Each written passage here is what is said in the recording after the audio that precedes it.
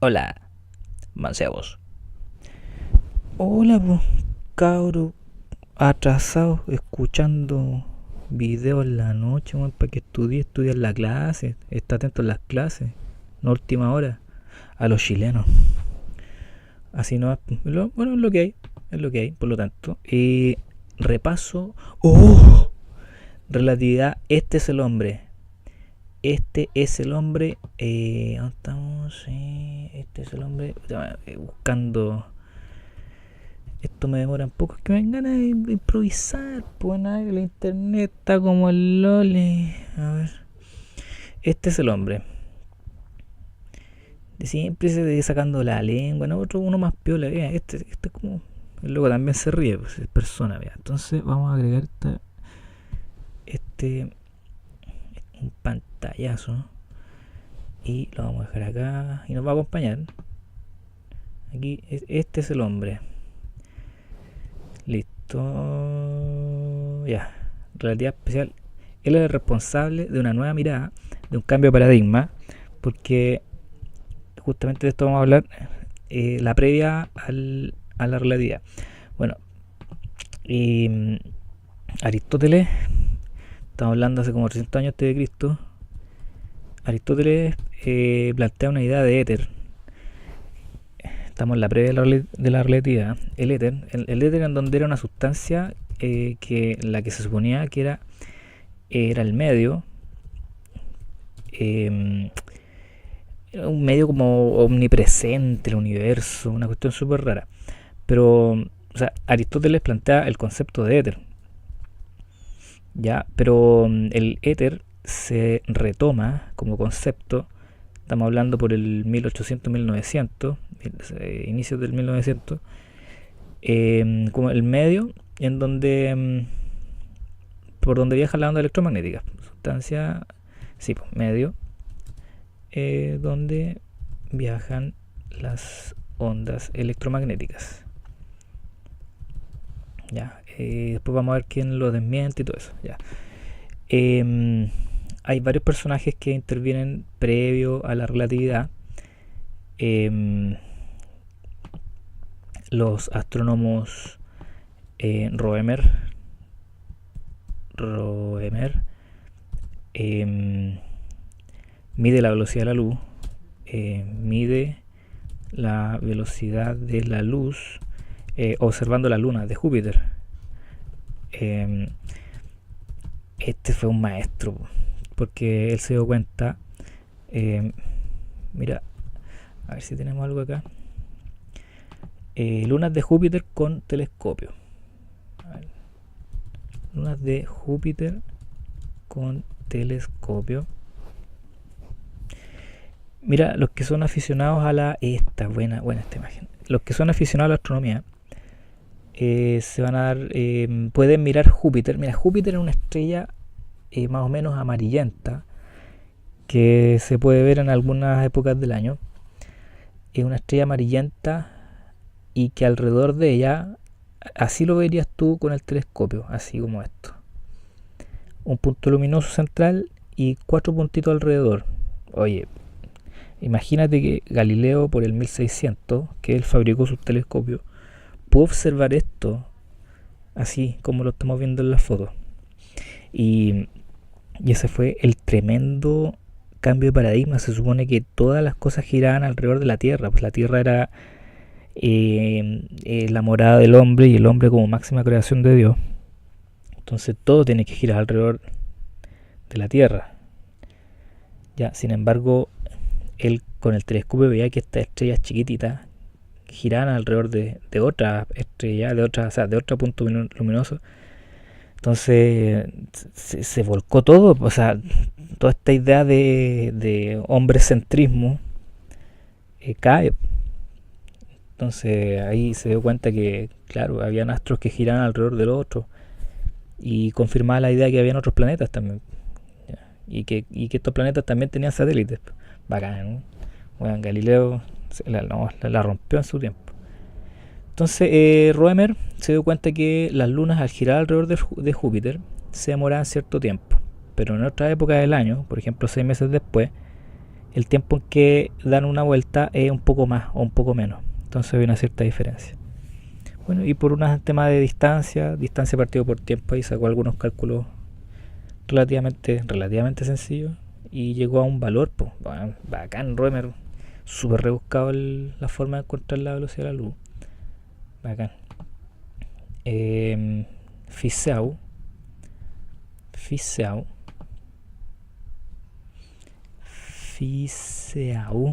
también mide la velocidad de la luz. Mide la velocidad de la luz, pero mediante un experimento. Esto es un montaje experimental. Con un montaje experimental de con una rueda dentada. Ya. Bueno, tú lo puedes buscar acá, el experimento de Fizeau. Experimento de Fizeau.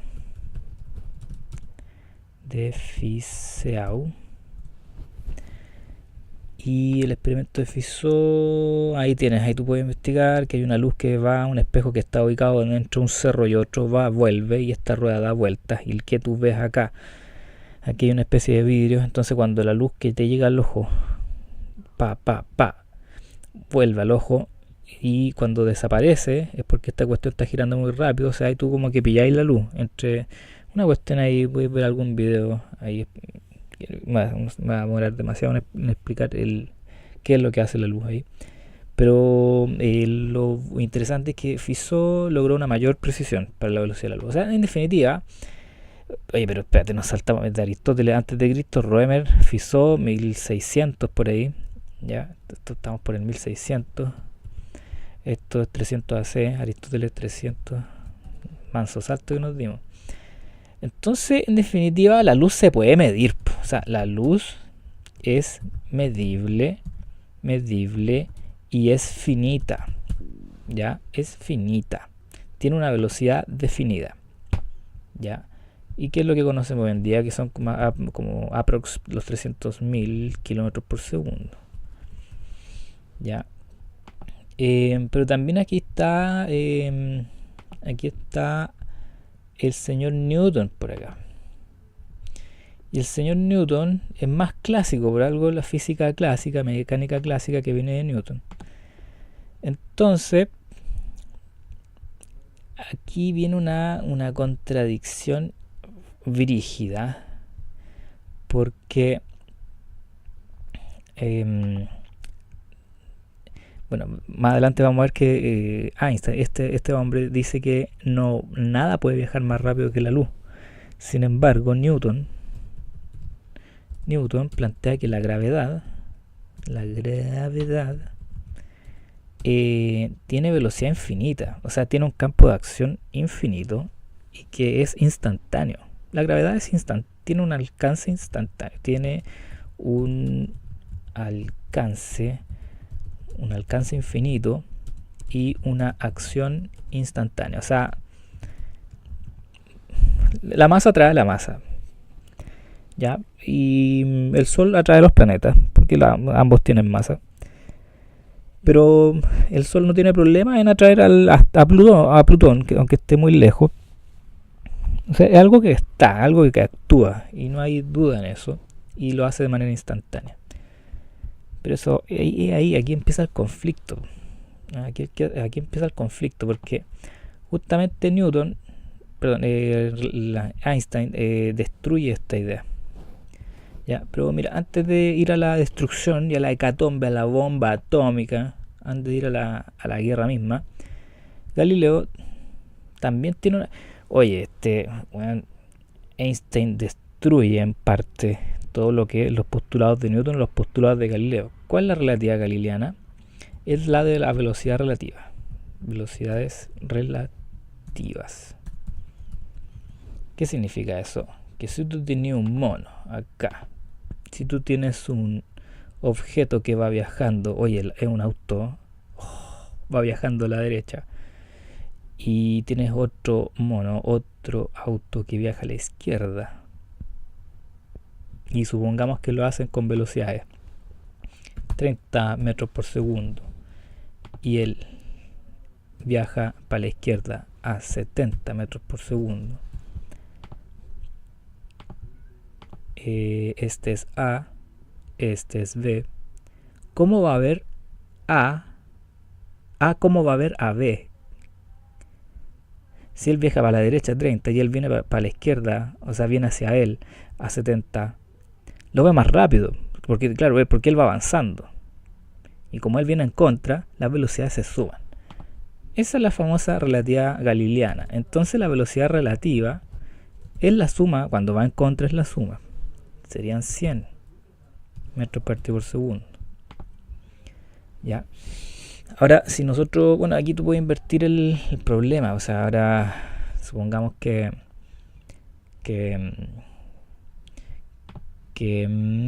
B viaja a la derecha. O sea, ¿qué pasa cuando los dos viajan a favor? Entonces, él va a 30, él va a 70. Lógico que B se va a alejar de A, porque va más rápido. Pero ¿cómo ve a B alejarse de él? No lo ve a 70, le restáis. Entonces, en este caso sería la resta, la velocidad relativa de ambos. En este caso sería la resta 740 metros partido por segundo. Puta la cuestión fome, weón. Ya. Esa es la famosa relatividad de Galileo. Pero aquí queda la patá. Porque Einstein cachó una pifia en estos maestros de Newton y Galileo. Y lo vamos a notar con rojo. Postulados de la relatividad. El primer postulado, que es el más interesante, es que, o sea, apartamos con la de la luz, ya. La velocidad de la luz es la misma, tiene la misma velocidad. Es para cualquier observador. Cualquier observador independiente de su velocidad. Independiente de su velocidad. Fíjate lo novedoso. Vamos a cambiar la cuestión.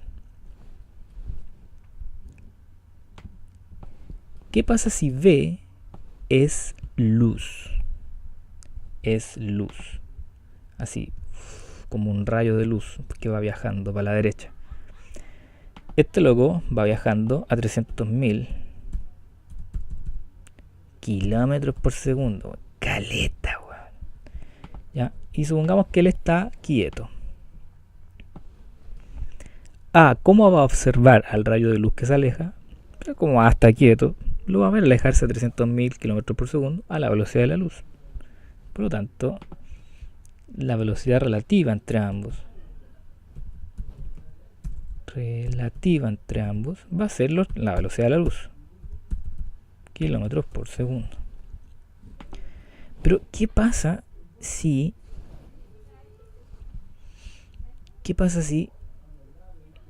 el A se mueve para la derecha?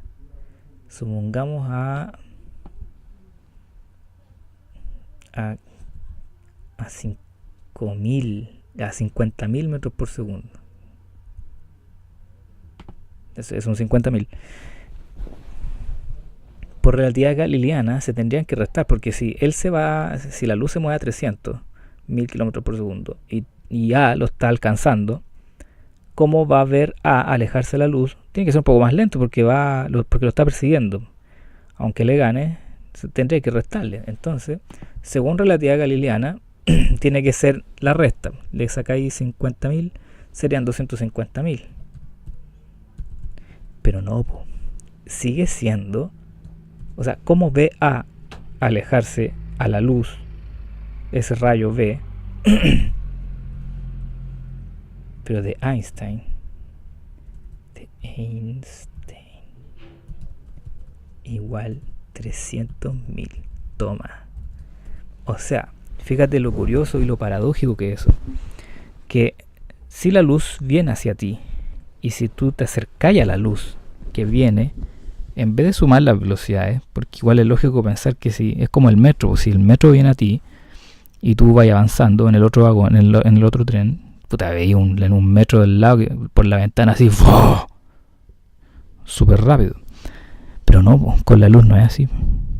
si tú te acercas a la luz que se va alejando de ti, lo vas a ver alejándose de ti a 300.000 km por segundo. Si la luz viene a ti y tú te acercas a la luz que viene, lo vas a ver acercarte a ti a 300 metros por segundo. La hueá rara, la hueá loca. Bueno, así es la naturaleza y se ha medido y así se cumple. Tú, independiente de la velocidad que lleves la luz, la vas a medir a 300.000 km por segundo. Cuático, grande Einstein. Y ese experimento tengo entendido que se ha hecho con detectores de velocidad de la luz y da lo mismo. Ya, entonces, ¿qué otra cosa? La segunda, que es más conceptual, es que las leyes de la física son las mismas para todos los observadores inerciales. O sea, es decir, si se mueven a velocidad constante, Moore o están en reposo. Bacán, esas son las dos. Y ¿qué otra cosa? Y no hay nada más. Vamos a agregar ahí en la primera. Es un límite natural. Por lo tanto, nada puede viajar más rápido que ella. Por lo tanto, la gravedad tampoco. Entonces, ese carácter como endiosado que tiene la gravedad, que como que es lo más rápido, no, o sea, no que es lo más rápido, sino que es instantáneo, ya, no, pues, compadre, chao, muere. La gravedad viaja, de hecho, y hay un premio Nobel de las ondas gravitacionales que se han descubierto y detectado, viajan a la velocidad de la luz. Hecho. Entonces la gravedad viaja a la velocidad de la luz y la luz tiene el mismo valor para cualquier observador independiente de cómo se mueva. Listo. Muchas gracias y también recordemos que aquí hubo unos experimentos interesantes que los vamos a ver ahora porque viene la dilatación del tiempo que fue comprobada por el experimento de Haffel-Keating, experimento de Haffel y Keating. ¿Qué es lo que pasó con Haffel y Keating? Haffel y Keating, vámonos al internet. Mira, esos compadres pusieron dos relojes atómicos. Los relojes atómicos son los más bacanes, weón. No tienen error como en 10.000 años, así se te corre un segundo. En cambio el reloj del celular, un reloj de pulsera se te modifica el segundo cada una semana, una cosa así, o un minuto, no, nunca tan malo. Y tienen mucho error. Fíjate, dos relojes atómicos sincronizados, esos locos no cambian en nada, o sea, son idénticos. Así.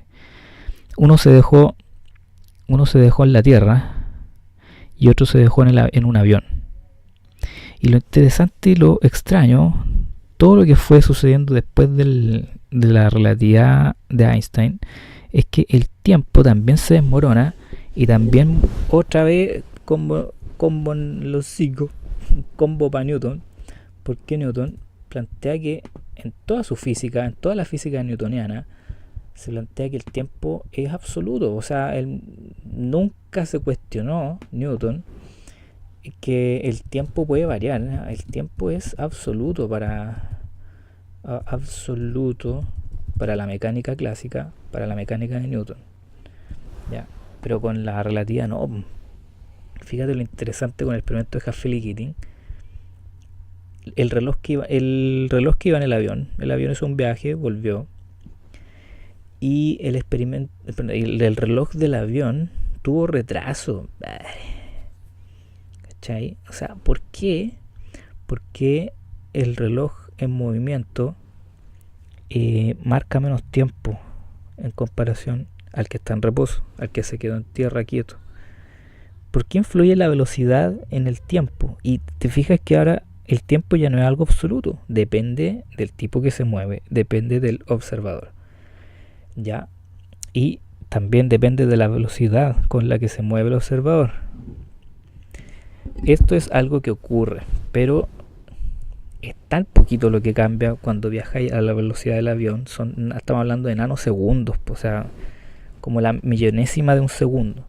Pero cuando es notorio, cuando tú hipotéticamente realizas viajes cercanos a la de la luz, 90%, 95%.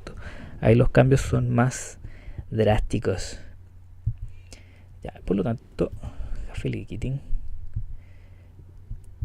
la velocidad, o sea, el tiempo es relativo, ¿ya? Dilatación del tiempo, el tiempo es relativo. Vamos. En resumen, el reloj o el tiempo del observador en movimiento experimenta, el que se mueve experimenta el retraso.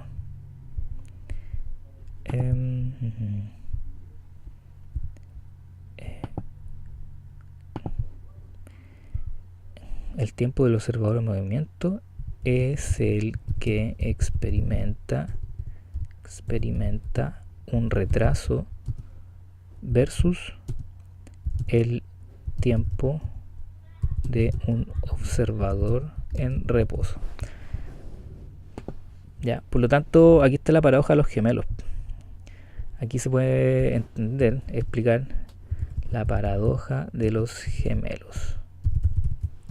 Y si ponemos paradoja de los gemelos para que ingrese en su mente el clásico de la paradoja de los gemelos.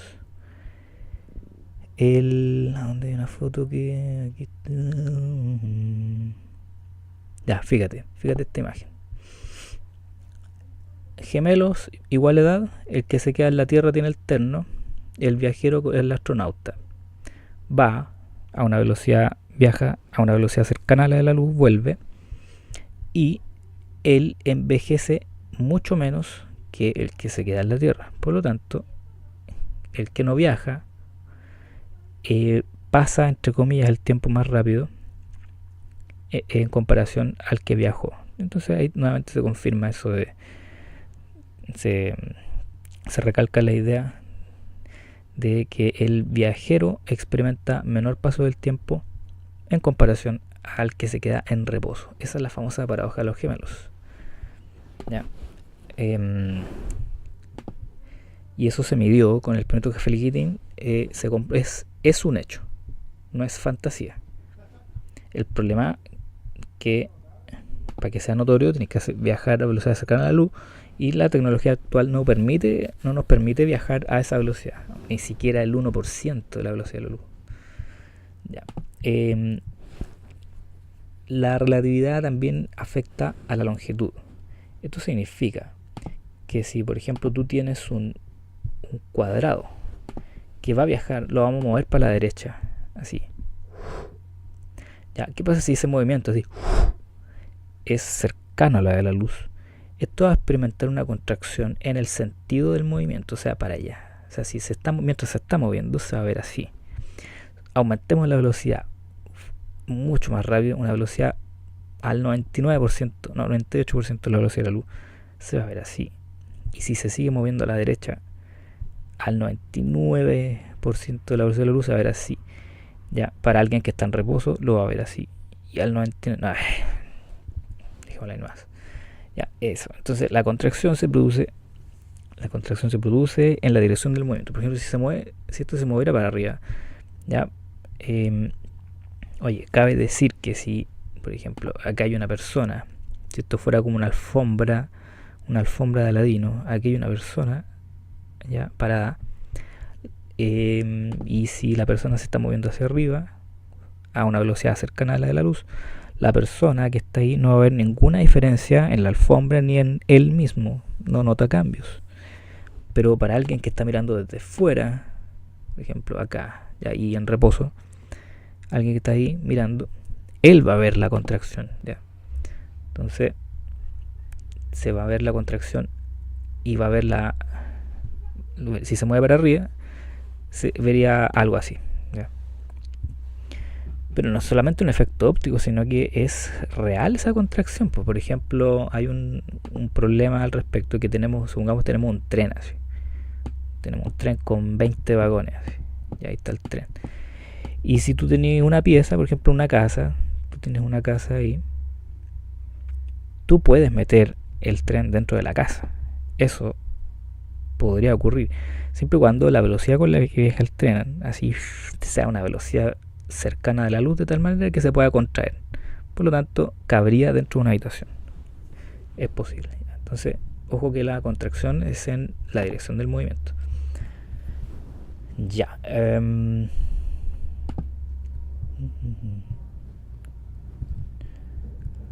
Ándate, cabrito.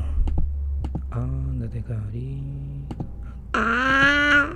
¿Dónde estamos? No. Chuda. Voy a tener que empezar a dibujar todo de nuevo. Mira. Ya. Ya, pues Paint. No me trolees, Paint. Puta, me troleó el Paint. Puta, voy a tener que dibujar todo de nuevo. Ya. Voy a tener que hacer otro Paint. Ya. Ya, había un gráfico energías. ¿Dónde está clase? ¿Dónde está? Quiero mi gráfico energías. Aquí está. Ya, me voy a tomar del mismo resumen que hicimos en clase. Esto, mira, la energía relativista, la energía cinética relativista, tiene una asíntota en velocidad de la luz. ¿Qué significa? Que tú, para poder viajar a la velocidad de la luz, necesitas energía infinita, algo imposible. Entonces, la relatividad limita los viajes a la velocidad de la luz, teniendo masa. La masa es imposible moverla, empujarla a la velocidad de la luz. Lo que sí, la radiación sin masa, por ejemplo la luz, que son fotones, los fotones no tienen masa, ellos pueden viajar a la velocidad de la luz, pero la masa no. En cambio, la fórmula de Newton, de un medio masa velocidad al cuadrado, permitiría los viajes a la velocidad de la luz, pero esto es parte del error de Newton. Se supone que eso no ocurriría. Ya, lo más exacto y lo más correcto en este caso para viajes para velocidades muy grandes, funciona la relatividad. O sea, la física se adecua a las ecuaciones de Einstein. Ya. Seguimos. ¿Verdad que me trolearon? Tiene tan ordenadito el cuento acá. Oye, colapsó Paint. No quiere nada. Mira ahí, esa no quiere. No quiere nada Paint. Ya, y a ver qué más venía. La relatividad general.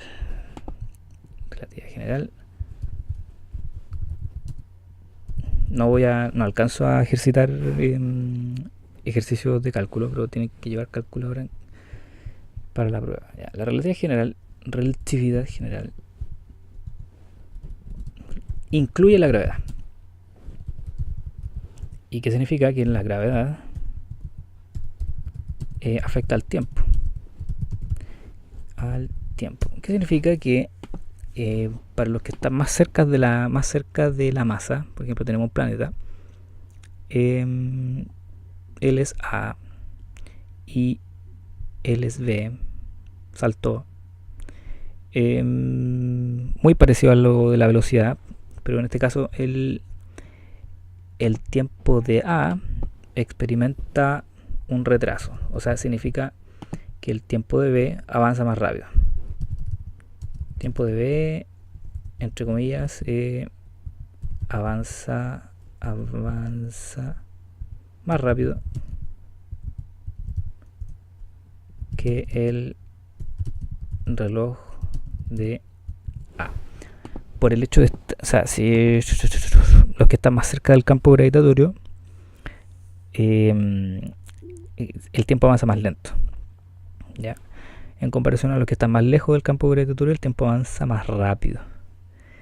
Entonces, podríamos decir que las personas que viven en un edificio podrían envejecer un poco más rápido en comparación a los que están en los primeros pisos o en el subterráneo. Exótico. Ahora, el tema de la relatividad general permite entender todo lo que son, entender de mejor manera los agujeros negros. Ya, significa que sí. Y otra cosa. Em, También la masa afecta al espacio. ¿Qué significa? Que si tenemos, por ejemplo, una estrella, un objeto con masa, o un planeta, partamos con un planeta va a alterar el espacio-tiempo. Ya dijimos que el tiempo, mientras más cerca del campo gravitatorio, avanza más lento. Ya, pero ¿cómo afecta al espacio? Este es el famoso colchón de goma, el colchón deformable, en donde se explica cómo la masa produce perturbación del espacio. Entonces, según la relatividad de Einstein no habla de fuerzas gravitatorias, como lo hacía Newton. Habla de una deformación del espacio-tiempo. Entonces, si te preguntas por qué la Luna gira alrededor de la Tierra, Newton respondería porque la Tierra hace una fuerza de gravedad, porque la masa atrae la masa. O sea, la fuerza explicaría el por qué se mueve en círculo.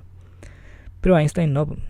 La Luna seguiría imagínate esto en 3D, seguiría la deformación del espacio. Por eso que gira alrededor de la Tierra, porque la Tierra deformó el espacio y la Luna sigue ese camino deformado. Ahora, lo mismo, supongamos que esto es el Sol. El Sol tiene la mansa deformación del espacio y todos los planetas giran debido al espacio curvado o deformado alrededor del Sol. Ahí está. Buena Einstein. Chao con la gravedad. No es una fuerza, sino que esto se trata, la gravedad sería una deformación del espacio. Ya. Listo. Tenemos cómo la masa afecta todo en realidad. La gravedad, que en realidad es la masa, sí. La masa afecta al espacio y eso también dilata el tiempo. Está el principio de equivalencia. El principio de equivalencia también interesante concepto, exótico, bastante exótico, que es el principio de equivalencia. Y es que un observador no puede distinguir, vamos a ver acá, principio de equivalencia. Vamos a ver si está grabando esto. Sí, está grabando. El principio de equivalencia quiere decir que una persona, o sea, un observador no puede distinguir. Un observador no puede distinguir si está dentro de un campo gravitatorio o si está acelerando. Por ejemplo, aquí está la Tierra, tú estás parado. Tú estás ahí. Tú ejerces un peso sobre la Tierra. Porque se supone que hay un campo gravitatorio alrededor de toda la Tierra y tira para abajo a todos los objetos. Ya. Pero si estuviera encerrado así como en una cabina, ya, supongamos que está encerrado en la cabina. Entonces está en la Tierra y él siente un peso, está parado. Ya, okay. Pero supongamos que está ahí en el espacio. La persona está ahí. Y supongamos que esta cuestión es como un cohete así. ¿Ya? Y se mueve y acelera para arriba con una aceleración, a la misma aceleración G. Porque él está sometido al 9,8, ¿cierto? Hacia abajo. Supongamos que él acelera hacia arriba con también 9,8. Entonces, por inercia él se va a quedar para abajo. O sea, en el fondo está haciendo como una especie de peso artificial. Ya, entonces si él está acelerando, él se va a ir para abajo y va a sentir como un peso hacia abajo. Ya, pero de modo artificial porque él está acelerando. Entonces, estas situaciones son totalmente iguales para él que está encerrado y no puede mirar hacia afuera para ver qué es lo que pasa. Experimentarán lo mismo, ¿cachai? Entonces, así, encerradito, tú no puedes distinguir si estáis siendo sujeto a un campo gravitatorio o si te están acelerando. Es el famoso principio de equivalencia. Ahora, Ahora, esto es parte de los planteamientos que Einstein utilizó, ya, y que en definitiva, o sea, este es el concepto, pero ahora ya toda la matemática dura no la vamos a ver acá, ya. Oye, nos faltó algo acá, sobre los rayos de luz y los lentes gravitacionales y los efectos astronómicos de la relatividad general que fueron confirmados por el eclipse de Eddington, creo. Eddington en 1919, creo. Que hubo un eclipse. Bueno, en definitiva, pasa esto. O sea, si tenemos un objeto masivo acá, por ejemplo una estrella, acá está la Tierra, acá está tu ojo, tú estás mirando con un telescopio ahí, ya eso supongamos que es un ojo, el observador. Y aquí está el Sol, supongamos que aquí está el Sol. Y acá muy lejos hay estrellas, ya. Entonces, mira, saquemos el Sol un ratito. Tú como observador, tú tenés que mirar para allá para ver a la estrella. O sea, en eso no hay ninguna duda. En esa dirección. Ya. Pero, ¿qué pasa si el Sol se interpone ahora? Ya, entonces vamos a borrar ese camino, pero vamos a dejar hacia allá hay que mirar a la estrella. Pero ¿qué pasa si el Sol se interpone? Ya, ahí. Entonces va a pasar lo siguiente, que el Sol como curva el espacio, produce una cierta distorsión. Entonces este rayo va para allá. El rayo que tenía que llegar al ojo no va a llegar porque está tapado por el Sol. Pero ¿qué pasa con un rayo que va en diagonal? Va a ser afectado su camino porque el Sol deformó el espacio y va a llegar así como con ángulo. Entonces la persona ahora va a poder ver la estrella, pero en otra dirección, para allá, como siguiendo la tangente. Entonces fíjate, ahora la persona para ver la estrella tiene que mirar para allá y aquí no hay nada, ¿ya? Pero es porque la luz de la estrella en el fondo está mirando para acá, ¿ya? Entonces la estrella se va a ver en esta dirección. Esto es una estrella aparente, no existe, ¿ya? Pero ¿por qué miramos para allá? Porque la luz llegó así, llegó en esa dirección, pero en realidad la luz viene de acá. Esas curvaturas se producen porque la masa cambia el espacio. Entonces vamos a poner lentes gravitacionales. Y fíjate acá, pero una lente gravitacional más evidente, mira. Fíjate esta rareza astronómica. Esto, si tuvieras un telescopio potente, lo podrías ver así. Esta cuestión no es Saturno, no es como un anillo gigante, no. Es una distorsión. Acá hay una estrella o una galaxia, no estoy seguro. Y detrás de ello, pero así a años luz, mucho más atrás, hay otro objeto que es este. Pero como tenemos una estrella entre medio, se curva el espacio y la luz llega en estas direcciones. O sea, en definitiva, esto es una imagen distorsionada de lo que hay detrás de esto. ¿Ya? Y se forman esas figuras bien extrañas. Es un poco lo que está acá. Tenemos una galaxia cercana, entre comillas cercana, y muy ahí en el fondo hay otra galaxia. Pero fíjate que la luz es curvada por la galaxia, porque la galaxia deformó el espacio. Entonces la luz llega así con una curva y nosotros estamos mirando esa galaxia en esa dirección, pero con ciertas distorsiones. Mira, fíjate que hay otras formas bien exóticas, bien extrañas, porque tenemos masa entre medio que nos hace ver la famosa cruz de Einstein. Está bien exótica porque detrás hay un objeto que se repite 4 veces, o sea, se dio la casualidad que fueron 4 copias casi perfectas. Bien poco usual eso, pero ocurrió. Ya, mira, aquí hay otra figura, lo que te trataba de explicar. Aquí está la estrella real, la luz sigue el camino del espacio deformado y llega en esta dirección. Por lo tanto, hay que mirar para allá para ver esa estrella. Y esa es una estrella aparente, no existe. La estrella real está acá, pero por la curva que toma, nosotros vemos ahí en dirección a la tangente. Mira, aquí hay otras lentes gravitacionales. Lente gravitacional, listo. Entonces anillos de Einstein, mira, en honor a él. Entonces la relatividad general queda confirmada mediante observación astronómica. Mediante observación astronómica, eso. Así que parece que ahí estamos.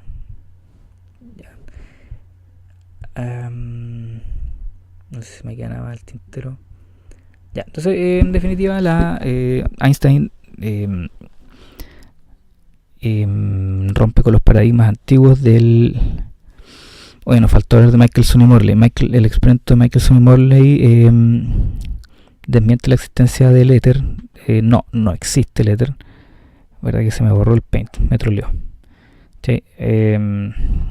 Y Einstein se percata de ese descubrimiento de ellos, que no hay un éter y que la velocidad de la luz es constante. De ahí sale un poco el postulado de Einstein, que la velocidad de la luz es constante para cualquier observador.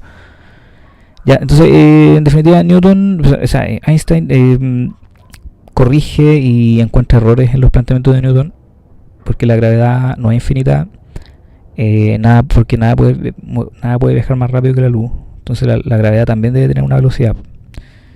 Y el tiempo de Newton es absoluto, es el mismo para todos, pero no es así, porque es relativo. En la relatividad especial, la velocidad te cambia todo, te cambia las longitudes, te cambia el tiempo. Ya, en la relatividad general, el que cambia ahí es el campo gravitatorio o el espacio deformado. Entonces la gravedad te cambia el tiempo. Ya. Y todo lo que conlleva, porque la masa deforma el espacio y esa es la razón más certera de qué es la gravedad. O sea, Newton responde que es la gravedad. La gravedad es no una fuerza, sino que es la deformación del espacio debido a la masa. Y la famosa frase que, la masa le dice la masa le dice al espacio cómo curvarse y el espacio le dice a la masa cómo moverse. Toma. Ya, chicos, un mini repaso, no sé cuánto duró caleta. Listo, que les vaya bien en la prueba.